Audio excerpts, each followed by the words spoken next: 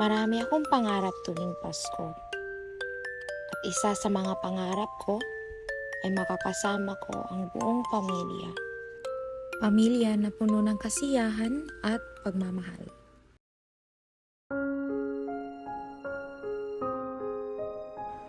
Tuwing Disyembre, puno ng kasiyahan ang aming tahanan sa pagdating ng Pasko.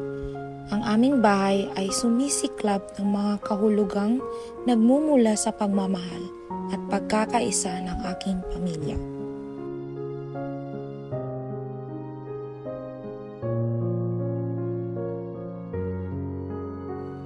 Ang Pasko sa bahay kasama ang pamilya ay puno ng pagmamahal at saya. Nagkakasama ang buong pamilya sa masiglang pagdiriwang. Naghahanda ng mga masasarap na pagkain at napapalitan ng mga regalo. Ito'y panahon ng pagkakaisa at pasasalamat sa mga biyayang natatanggap. Nagbibigay liwanag at init sa puso ng bawat isa.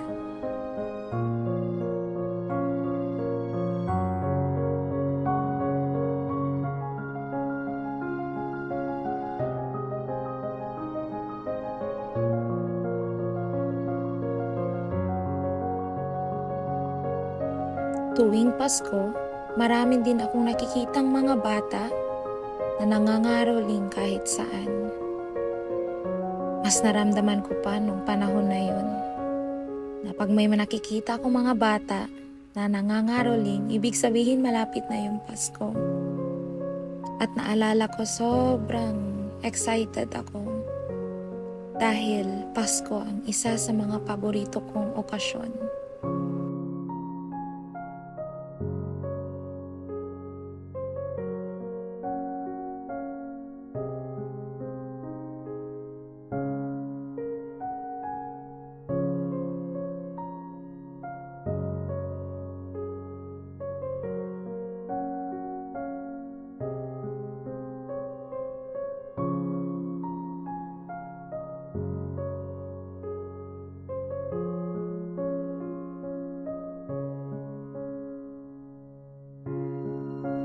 Ang Pasko rin ay panahon ng pagbibigay.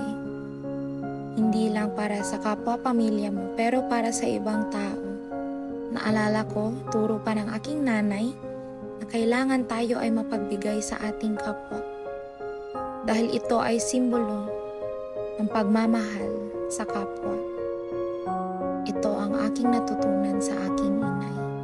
Na kailangan ipakita ang pagmamahal sa kapwa. Kahit sa mga taong hindi mo kakilala.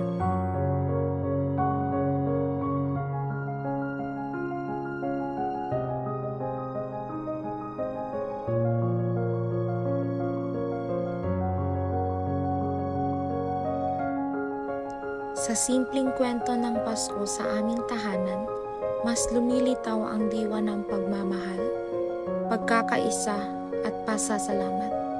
Ito ang panahon ng taon na puno ng mga alaala na mananatili sa puso natin habang nagpapatuloy sa ating pagsama-sama sa bawat Pasko na darating.